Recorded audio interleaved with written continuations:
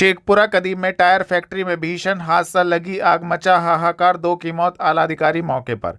सहारनपुर में रविवार शाम 6 बजे औद्योगिक क्षेत्र में उस समय अफरा तफरी मच गई जब टायरों से तेल निकालने वाली फैक्ट्री में अचानक विस्फोट हुआ और आग लग गई। धमाका इतना भीषण था कि आसपास के इलाके में दहशत फैल गई। हादसे में 2 मजदूरों की मौत हो गई है जबकि 5 मजदूर घायल हो गए हैं। घायलों को तुरंत जिला अस्पताल में भर्ती कराया गया है। यह हादसा सहारनपुर के थाना कोतवाली देहात क्षेत्र अंतर्गत शेखपुरा कदीम इलाके में हुआ, जहां कुछ दिन पहले ही इस फैक्ट्री का भव्य उद्घाटन किया गया था। जो है आपकी सूचना मिली है?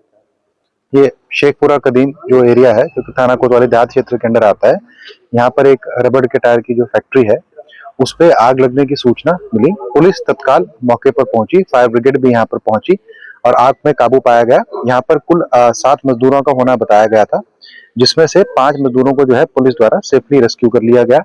2 लोग जो हैं, 2 मजदूर वो गंभीर रूप से जो है आग से झुलस गए हैं, जिनकी मृत्यु हो गई है और उनको जो है अस्पताल ले जाया जा रहा है, जिसमें आगे की जो है कार्रवाई की जाएगी और इसमें जो है गंभीर रूप से जांच करके इसका कारण पता लगाया जाएगा। तो बताया जा रहा है कि गैस रिसीव होने के कारण आग लगी है। ये सारी देखिए अभी जांच का विषय है। फायर ब्रिगेड अभी फिलहाल हमारी जो प्रायोरिटी है वो रेस्क्यू की है।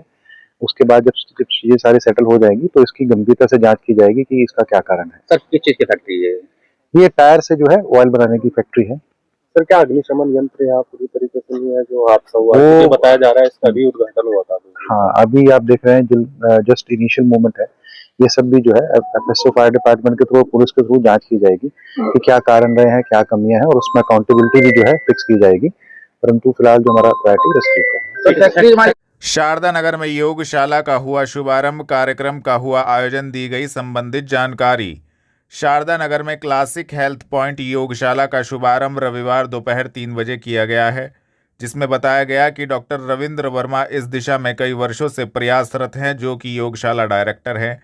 इसका मूल उद्देश्य योग के सही स्वरूप को लेकर के जन जागरण किया जाए, साधकों को सही दिशा मिले, स्वास्थ्य को ध्यान में रखा जाए। यह इस योगशाला का मुख्य उद्देश्य है, जिसको लेकर संबंधित जानकारी भी दी गई।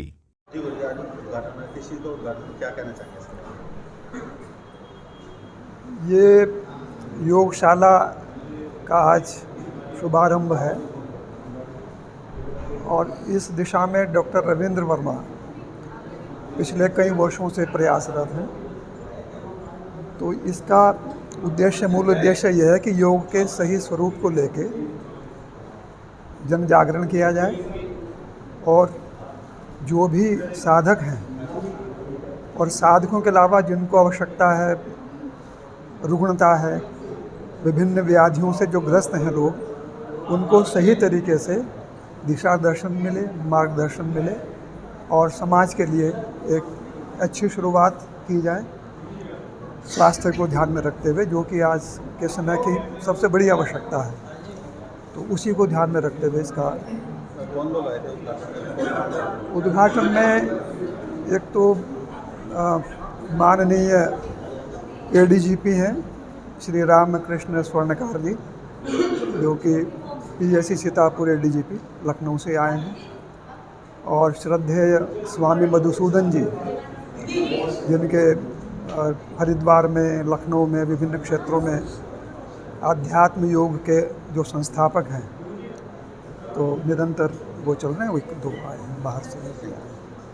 दिल्ली रोड स्थित गुज्जर भवन में सेवानिवृत्त कर्मचारी एवं पेंशनर एसोसिएशन का द्विवार्षिक अधिवेशन आयोजित, दी गई संबंधित जानकारी।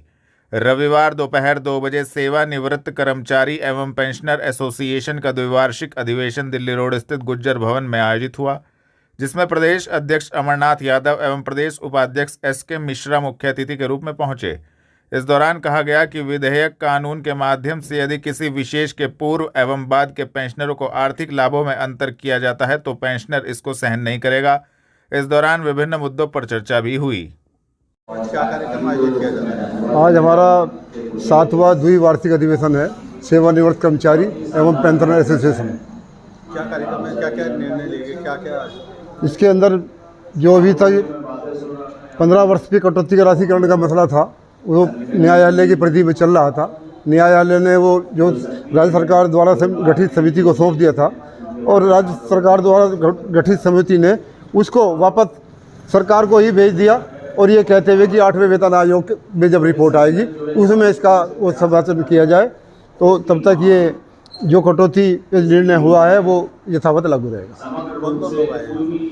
हमारे यहाँ 3 लोग जो हमारे बड़े पद अधिकारी हैं, मुख्य कोषाधिकारी, संयुक्त निदेशक पेंशन कोषागार, अपर निदेशक पेंशन कोषागार को हमने आमंत्रित किया था, किंतु अपने समय की बाध्यता या मुख्यालय से बाहर रहने के कारण वो 2 लोग नहीं आए।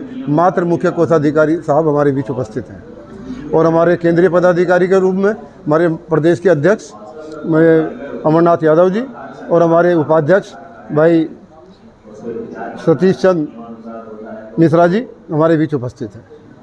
जेवी जैन कॉलेज में शाकुंतलम वेलफेयर सोसाइटी के द्वारा कला स्पर्श 2025 आर्ट कॉन्टेस्ट का किया गया आयोजन, दी गई जानकारी। रविवार दोपहर 1 बजे तक शाकुंतलम वेलफेयर सोसाइटी के द्वारा कला स्पर्श 2025 आर्ट कॉन्टेस्ट का आयोजन जेवी जैन कॉलेज में किया गया। अध्यक्ष शरद भार्गव के द्वारा जानकारी दी गई कि इस कॉन्टेस्ट में 450 से अधिक बच्चों ने भाग लिया। इस प्रतियोगिता में 7 ग्रुप बनाए गए थे, जिसमें सभी को 5-5 प्राइज दिए गए। इस दौरान बच्चों और उनके अभिभावकों में उत्साह देखने को मिला। जी भैया, आज किस चीज़ का आयोजन किया गया? मैं शरद भार्गव, अध्यक्ष शाकुंतलम वेलफेयर सोसाइटी। आज हमारी संस्था ने कला स्पर्श 2025 के नाम से एक ड्राइंग कॉन्टेस्ट कराया है, जो जेवी जैन डिग्री कॉलेज में आज 10 बजे से 1 बजे तक हुआ है और इसमें लगभग 450 से ज़्यादा बच्चों ने भाग लिया है। इसमें हमारे 7 ग्रुप हैं, 7 ग्रुप में 5-5 प्राइज़ हम लोग दे रहे हैं, फर्स्ट सेकंड थर्ड, और हर ग्रुप में 2 कंसोलेशन प्राइज़ हैं। हमारे जो जजेज़ हैं वो अलग अलग जगह से जो चित्रकला में माहिर हैं वो लोग आए हुए हैं, जैसे बड़ौद से head of the department I हुई हैं, रेनबो स्कूल की टीचर्स हैं, एक आर्ट हाउस में ज्योति वशिष्ठ जी हैं। तो इस तरीके से चित्रकला विभाग में जो बिल्कुल पारंगत हैं वो लोग हमारे जजेस के रूप में आए हैं और बच्चों में बहुत ज़्यादा उत्साह है और बच्चों से ज़्यादा उनके पेरेंट्स में बहुत ज़्यादा उत्साह है। और ज़्यादा से ज़्यादा 10 मिनट में 15 मिनट में अभी रिज़ल्ट डिक्लेयर होने वाले हैं। और आज की पार्टिसिपेट और टॉपिक क्या था? थोड़ा लगभग 450 बच्चों ने भाग लिया है और टॉपिक अलग अलग थे। जैसे कि सीनियर्स में हमने दिया था कि विकसित भारत 2047, तो उसमें उनका एक विजुअलाइजेशन भी था कि वो बच्चे आज के टाइम में क्या सोचते हैं कि भारत जब विकसित होगा 2047 में, या उसका रहा विविध संस्कृति या भारत एक और विविध संस्कृति। इस तरह से अलग अलग टॉपिक्स पर हम लोगों ने कराया। छोटे बच्चों को कलरिंग के लिए शीट दी है, उससे बड़े बच्चों के लिए हमने रेनबो और सीनरीज वगैरह का दिया है। तो इस तरीके से 7 ग्रुप में हमने अलग अलग टॉपिक्स बच्चों को दिए हैं। और आज जो हमारी मुख्य अतिथि हैं वो माँ शाकुंभरी यूनिवर्सिटी की वाइस चांसलर विमला बाई आ रही हैं और इसके अतिरिक्त हमारे शहर के मेयर डॉक्टर अजय सिंह आ रहे हैं, जो आज के कार्यक्रम के मुख्य अतिथि होंगे और वही प्राइज डिस्ट्रीब्यूशन करेंगे। धन्यवाद।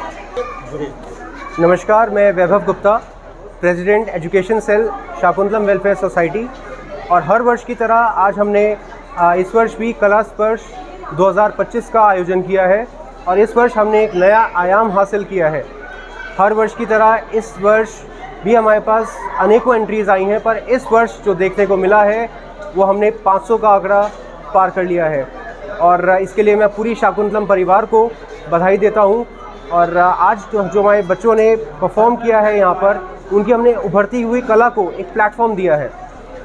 जिस तरह के हमारे पीएम स्किल्ड इंडिया की बात करते हैं, तो एक स्किल्स को उभारने के लिए जो आज हमने एक प्लेटफॉर्म प्रोवाइड किया है बच्चों को, उसके माध्यम से आज बच्चों ने जिस तरह की कला दिखाई है यहाँ पर, हमारे जजेस भी बड़े कंफ्यूज हो गए हैं कि किसको हम फर्स्ट प्राइज़ दें और किसको सेकंड प्राइज़ दें। तो अभी जजमेंट चल रहा है, पर हम ये कहना चाहेंगे कि आने वाले वर्षों में भी हम इस तरह के प्रतियोगिताओं का आयोजन करते रहेंगे, जिससे आज शाकुंतलम संस्था की तरफ से कला स्पर्श प्रतियोगिता का बहुत सुंदर और भव्य आयोजन किया गया और इस कार्यक्रम के लिए, सफल आयोजन के लिए मैं शाकुंतलम की पूरी टीम को बहुत बहुत शुभकामनाएं देता हूँ। मलहीपुर रोड स्थित कार्यालय पर जिला शुआई जियो एसोसिएशन ने रजिस्टर्ड जनरल बॉडी का किया गठन, दी जानकारी। मलहीपुर रोड स्थित कार्यालय पर रविवार शाम 5 बजे जिला शुआई जियो एसोसिएशन के द्वारा एक प्रेस वार्ता का आयोजन किया गया, जिसमें उन्होंने बताया कि रजिस्टर्ड जनरल बॉडी का गठन किया गया है। सहारनपुर के खेल प्रेमियों के लिए बहुत ही हर्ष का विषय है कि उनका नया गेम मिल गया है। पिछले बहुत से सालों में यह खेल अपनी अच्छी पहचान बना चुका है। सहारनपुर में भी इसकी नींव रखी जा चुकी है, जिसको लेकर संबंधित जानकारी दी गई। आपका नाम और आज किस चीज़ का गठन किया? मेरा नाम प्रदीप त्यागी है। आज हमने यहाँ पे सहारनपुर स्वायजियो एसोसिएशन रजिस्टर्ड बॉडी का गठन किया है। आज यहाँ पे जो हमें मिलने का मेन पर्पज़ था कि हमने जो ये बॉडी बनाई है स्वायजियो गेम की, ये एक चाइनीज़ रेसलिंग है, मार्शल आर्ट है, जो पूरे वर्ल्ड में पिछले बहुत समय से चली आ रही है, बहुत फेमस हो चुकी है। इंडिया में भी पिछले कई सालों से बहुत तेज़ी से निरंतर प्रगति कर रही है। सहारनपुर में ये गेम 3 साल से स्टार्ट हुआ था। आज इस गेम की जो हमने एक डिस्ट्रिक्ट बॉडी बनाई है और यहाँ पे सबको उनकी पोस्ट बताई गई है, उनकी कि उन्हें किस स्तर पे काम करना है और क्या उन्हें डेजिग्नेशन दिया गया है, और ये बताया गया है कि इस गेम को हमें किस तरीके से आगे ले जाना है। और जो सहारनपुर में नए युवा खेल प्रेमी हैं, नए हमारी जो पौध है, न्यू जनरेशन है, उनको एक नया गेम मिले खेलने का, क्योंकि इसके अंदर जितने हम लोग जुड़े हैं, हम लोग इस गेम से पहले से रूबरू हैं, और कोई ना जितने भी यहाँ अधिकारी लोग हैं, ये सब मार्शल आर्ट से ही रिलेट करते हैं। और हम उसका मेन पर्पज़ क्या है कि जो हमारी सहारनपुर की नई नवयुवा पीढ़ी है, उन्हें नया गेम खेलने को मिले, जिससे वो नेशनल लेवल पर, इंटरनेशनल लेवल पर सहारनपुर की पहचान को बना सकें। तो इसकी शुरुआत हम लोग 2 नवंबर को अम्बेडकर स्टेडियम में स्वायजियो एसोसिएशन की पहली ऑफिशियल डिस्ट्रिक्ट चैंपियनशिप हम लोग ऑर्गेनाइज करने जा रहे हैं।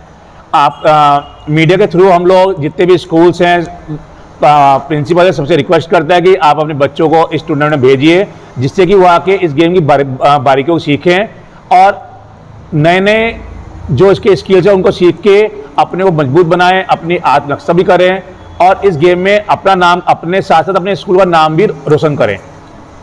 रोहिणी घावरी ने नगीना सांसद चंद्रशेखर आज़ाद का ऑडियो किया वायरल। चंद्रशेखर आज़ाद ने दिया जवाब।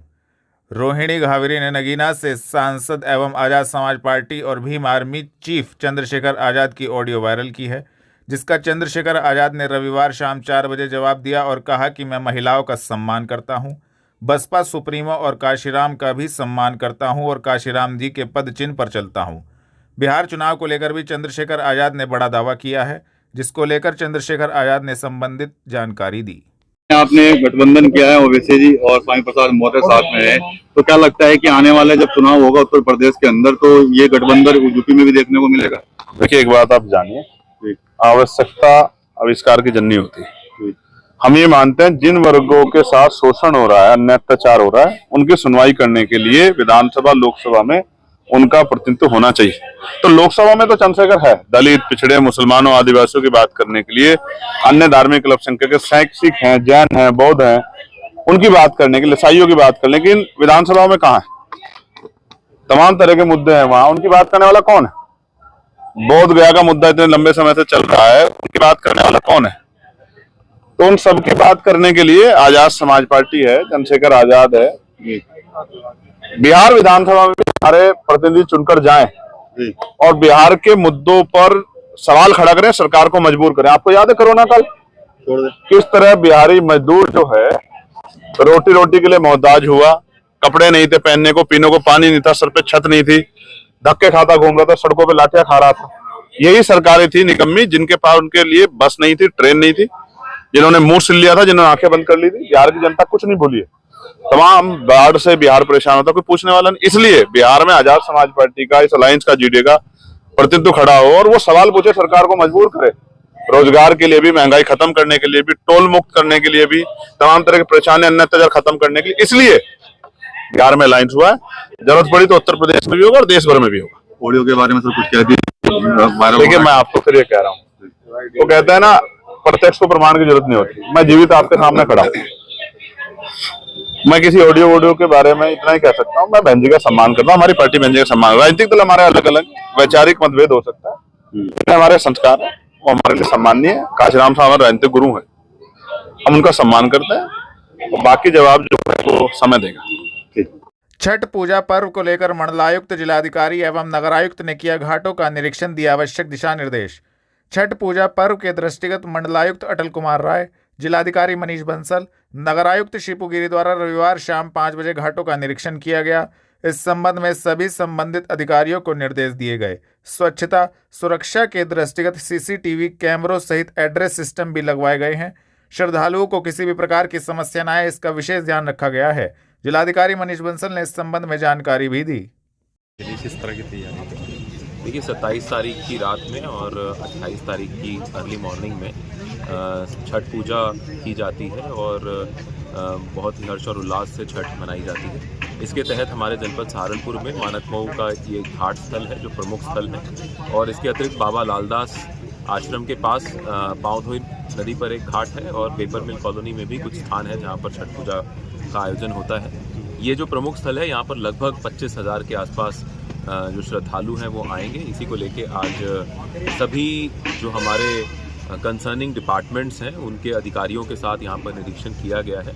इसमें नगर निगम, इरिगेशन डिपार्टमेंट, पीडब्ल्यूडी, प्रशासन, पुलिस का निरीक्षण हुआ। मंडलायुक्त महोदय द्वारा भी यहाँ पर आकर निरीक्षण किया गया है, और सभी संबंधित अधिकारियों को निर्देश दिए गए हैं कि स्वच्छता का विशेष ध्यान दिया जाए, और साथ ही साथ सुरक्षा के दृष्टिगत जो आवश्यक व्यवस्थाएं हैं, बैरिकेडिंग है, लाइटिंग की व्यवस्था है, सीसीटीवी है, पब्लिक एड्रेस सिस्टम्स हैं, ये सारी व्यवस्थाओं को दुरुस्त रखा जाए। यहाँ पर जल की उपलब्धता, क्योंकि इस बार नहर की सफाई हो रही है, उसके कारण यहाँ एक विशेष व्यवस्था बनाई गई इरिगेशन डिपार्टमेंट के द्वारा, जिसके कारण यहाँ पर ये इस स्ट्रेच पर, इसी घाट के स्ट्रेच पर एक अस्थायी कुंड का निर्माण किया गया है, जहाँ पर जो हमारी छठ मनाने वाले जो श्रद्धालु हैं, पूर्वांचल सभा है और जो यहाँ पर छठ सेवा समिति है, उनके प्रतिनिधियों के साथ बैठक करके इस पूरी व्यवस्था को एक रूप दिया गया है, और सभी अधिकारी जो है लगे हुए हैं, और मुझे पूरी उम्मीद है कि किसी भी श्रद्धालु को कोई दिक्कत नहीं आएगी।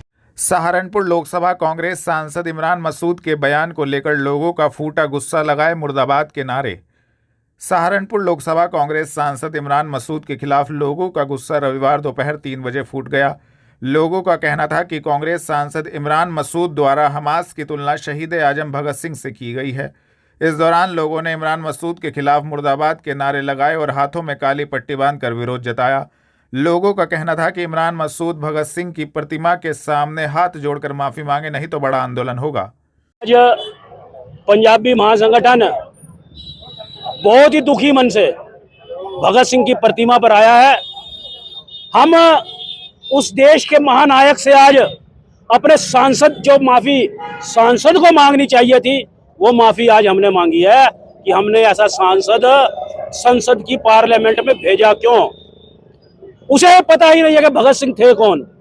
भगत सिंह ने अपना बलिदान, अपनी जवानी, अपना बचपन देश के नाम न्यौछावर किया, और ये उसकी तुलना हमास से कर रहे हैं, जो उग्रवादी संगठन जिसने सदा औरतों को, बच्चों को और ना जाने कितने निर्दोष लोगों की हत्याएं की। भगत सिंह ने कभी अपने क्रांतिकारी जीवन में किसी को एक ठेस भी नहीं पहुंचाई। उन्होंने अगर पार्लियामेंट के अंदर बम भी फेंका तो उस जगह फेंका जहां किसी को शर्ती ना हो। वो सिर्फ अपनी आवाज पहुंचाना चाहते थे अंग्रेजों के पास, और उस भगत सिंह से तुलना कर दी हमास ने। शर्म करो इमरान मसूद, शर्म करो।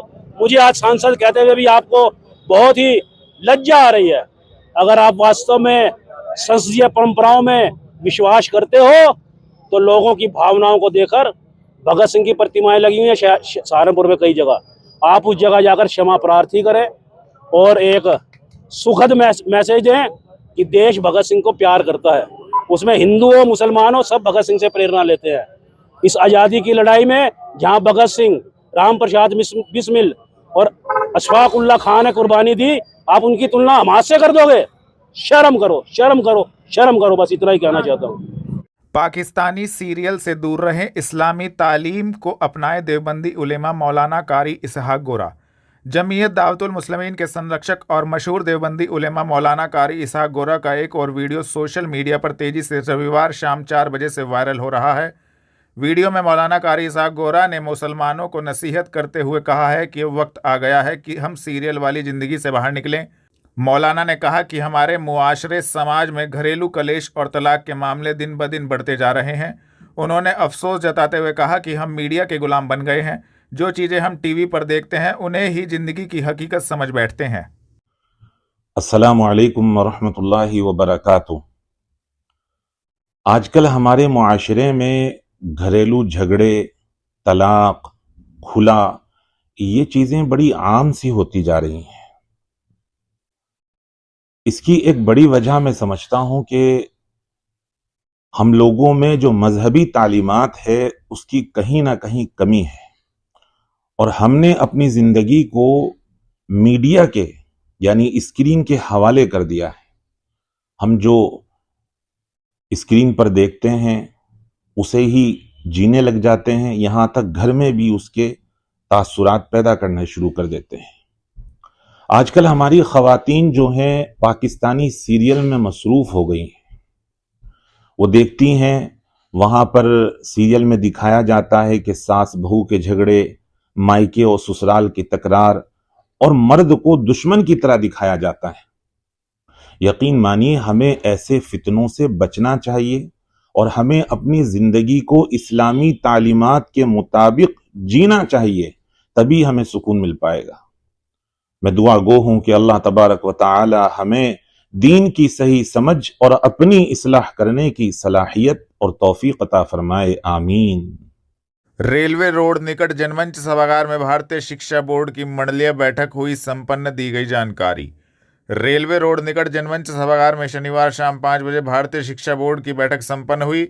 बैठक में डॉक्टर NP सिंह चेयरमैन भारतीय शिक्षा बोर्ड, अटल कुमार राय मंडलायुक्त सहारनपुर, मनीष बंसल जिलाधिकारी सहारनपुर रहे। सभी अतिथियों ने मिलकर वेद मंत्रों के साथ दीप प्रज्वलन कर कार्यक्रम का शुभारंभ किया।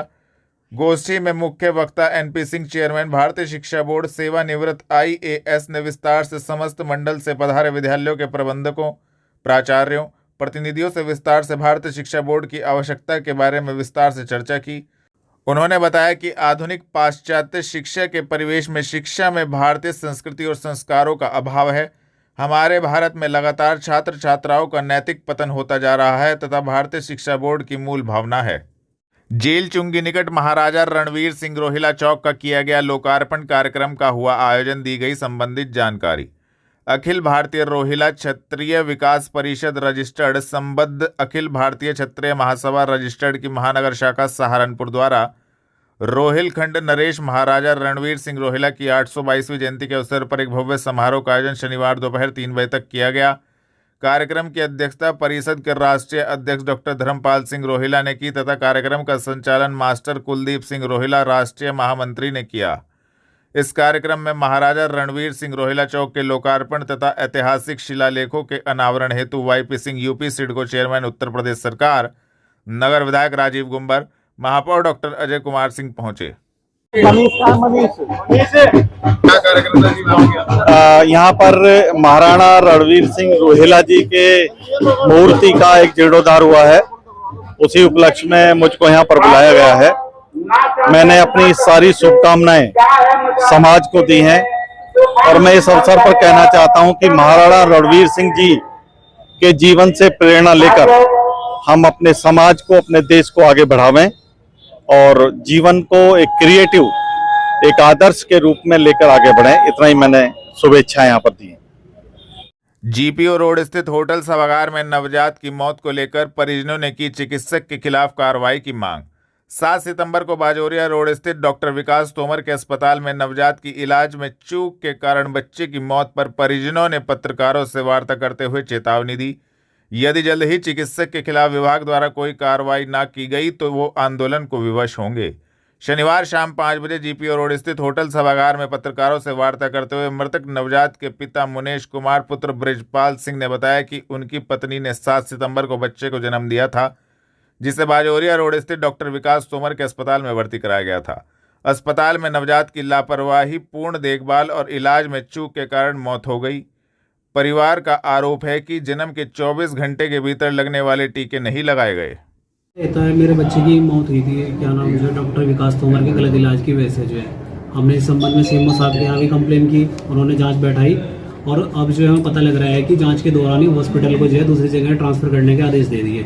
किस तारीख में आपने बेटे को एडमिट किया था? मैंने 7 सितंबर 2025 को एडमिट किया था और 9 सितंबर को मेरे बच्चे को गलत इंजेक्शन देके उस टाइम बच्चे को रेस्पिरेटरी डिस्ट्रेस, इन्फेक्शन, पैरों में स्वेलिंग थी, जो कि WHO, IPA, NMC की क्लियर कट गाइडलाइंस है कि इस कंडीशन में बच्चे को, जब बच्चा NICU में एडमिट हो तो वैक्सीनेशन नहीं किया जाएगा किसी भी प्रकार का। उन्होंने बच्चे को डीएम साहब की कंप्लेन के बाद लगभग 1 घंटे के अंदर बच्चे को इंजेक्शन देके हमें गलत तरीके से वहाँ से छुट्टी करी। हम बच्चा जैसे घर लेके निकले, रास्ते में 20 मिनट में ही बच्चा जो है बेहोश हो गया। आनंद में जो है हम बच्चे को लेकर जो है राजेश शर्मा जी के यहाँ पहुँचे और 2 दिन बाद बच्चा वहाँ से मरते निकला जो है। तो जब हमने बाद में इंक्वायरी कराई, रिपोर्टेड डॉक्टर से चेक कराई, में पता लगा कि ये वाला जो इंजेक्शन है इस कंडीशन में नहीं दिया जाता, आपको ये इंजेक्शन आपके बच्चे को गलत दिया गया है जो है।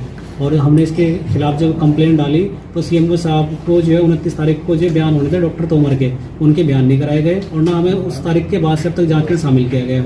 और इसी बीच हमें पता लगा कि पूरा हॉस्पिटल इलीगल था। हमने आरटीआई के माध्यम से जानकारी ली, ना तो उनके पास ARB से क्लियरेंस था, ना ही फायर NOC थी, ना ही NBC नेशनल बिल्डिंग कोड की गाइडलाइन होती है कि जो है मेन रोड से जो है 2.5 फीट ऊपर हॉस्पिटल की जो है स्टार्ट होगा जो है। उनका जो है 15 से 20 फीट गहराई में हॉस्पिटल चल रहा था। और जब हमने एक हॉस्पिटल की RTI लगाई उसमें पता लगा कि वो बेसमेंट जो है स्टोरेज के तौर पर जो इस्तेमाल करने के लिए अप्रूवल था। अब वो एक तो हॉस्पिटल बताया, डॉक्टर तोमर बताया कि किसी जो है 60 गार्ड के तहत वहाँ हॉस्पिटल चल रहा था और सीएमओ साहब की नाक के नीचे चल रहा है। कंप्लेन देने के बाद भी 40 दिन के बाद तक उन्होंने कार्रवाई नहीं करी। 40 दिन तक बच्चों की जान को खतरे में डाल के रखा और जांच के बीच में जो है मामले को जो रफा दफा करने के लिए जो है हॉस्पिटल को जो है दूसरी जगह शिफ्ट करा दिया, ना ही कोई आदेश सार्वजनिक किया उन्होंने जो है। तो ये तो साफ दिख रहा है कि भाई डॉक्टर जो है और सीएमओ की किस प्रकार मिली भगत चल रही है जो है। अगर ऐसा ना होता तो जो है उसकी आदेश की सार्वजनिक कॉपी करें वो जो है और बताए कि भाई जो है ये वाले आरोप जो है इस पर तय हुए थे और ये वाली जो है कार्रवाई की गई जो है। जन सुनवाई पोर्टल पे जब हमने कंप्लेंट डाली तो उन्होंने जो सीएमओ क्या नाम डॉक्टर तोमर द्वारा दिया गया जो है एप्लीकेशन पत्र जो है अटैच कर दिया उसमें, जिसमें वो अपने लाइसेंस को कैंसिल करने की मांग कर रहा है। तो इन सारी चीज़ों से साफ दिख रहा है कि भाई पूरी तरीके से जो है 60 गार्ड का खेल चल रहा है जो है और हमें इंसाफ की उम्मीद यहाँ से है नहीं बिल्कुल भी जो है। अब हमारे पास जो हाई कोर्ट और सुप्रीम कोर्ट का ही रास्ता है और दूसरा हम DG हेल्थ लखनऊ के सुपरविजन में जो है नए तरीके से जांच कराने की मांग कर रहे हैं। क्या लगता है कि हॉस्पिटल का लाइसेंस रद्द कराने की मांग क्यों करी है डॉक्टर साहब ने? भाई ये तो साफ दिख रहा है कि बिल्कुल देखिए उनके पास किसी तरह का कोई लाइसेंस है ही नहीं उनके पास जो है वहाँ पे जो है कार्य करने के लिए। उन्होंने जो लाइसेंस ले रखा पूरा अवैध तरीके से ले रखा है जो है। ना तो उनके पास फायर NOC है, ना ही ARB से सेफ्टी क्लियरेंस है और ना ही वो बेसमेंट में जो किसी प्रकार का कोई हॉस्पिटल चलाया जा सकता है। और वो तो बच्चों का मामला था, वहाँ पे एक जो है डायग्नोस्टिक सेंटर है जहाँ पर रेडिएशन फैलने का खतरा था जो है। ये जब सारे मुद्दे हमने उठाए और पब्लिक के सामने रखे तो उसके बाद में जो है अपने आप को बचाव करने की कोशिश में उन्होंने वहाँ से हॉस्पिटल जांच के बीच में ट्रांसफर कर दिया वो। अब सीएमओ साहब के आदेश से किया या अपनी मर्जी से किया और सीएमओ साहब की नाक के नीचे हो रहा है तो सीएमओ साहब भी ज़्यादा बेहतर बता पाएंगे कि भाई जाँच के बीच में हॉस्पिटल ट्रांसफर कैसे कर दिया। और हम जो है लगातार 40 दिन हो गए मेरे बच्चे की मौत को जो है, उसके बाद भी हमें एक भी दस्तावेज नहीं दिया गया मेरे बच्चे का, ना तो जो है और ना ही उनके जो क्या नाम है आपका स्टाफ है उनके जो है किन किन बच्चे लोगों ने मेरे बच्चे का ट्रीटमेंट किया उनके रिकॉर्ड सार्वजनिक किए गए। अब ये देखिए 40 दिन तक भी बच्चे के रिकॉर्ड नहीं दे रहे तो आप क्या समझेंगे कि रिकॉर्डों के साथ छेड़छाड़ नहीं हुई होगी। भाई आपका फर्ज था कि 48 घंटे के भीतर नोटिस देने के बाद भी अगर आप रिकॉर्ड नहीं दे रहे तो इससे तो ये साबित हो रहा है कि भाई रिकॉर्डों के साथ छेड़छाड़ की गई होगी बिल्कुल जो है। और सीएमओ साहब का क्या मतलब इसमें जो है इंटेंशन है कि वो रिकॉर्ड नहीं दे रहे बार बार मांगने के बाद भी जो है। हमने कई 2 लीगल नोटिस भेज दी उनको, 4 RTI लगाई और चारों में यही बात हमने रखी, लेकिन उसके बाद भी उन्होंने 40 दिन हो गए हमें किसी का जवाब नहीं दिया। तमाम चक्कर लगा के अब थक चुके हैं, क्या कुछ अब न्यायपालिका पे विश्वास है? अब हम जो है सीधा हाई कोर्ट जाएंगे क्योंकि यहाँ से तो हमारी कहीं सुनवाई हो नहीं रही, ना तो सीएमओ साहब का कार्रवाई कर रहे हैं, डीएम साहब की तरफ से भी अभी तक इस मामले में कोई कार्रवाई नहीं की गई। कप्तान साहब के पास गए उन्होंने भी इस मामले में कोई कार्रवाई नहीं करी।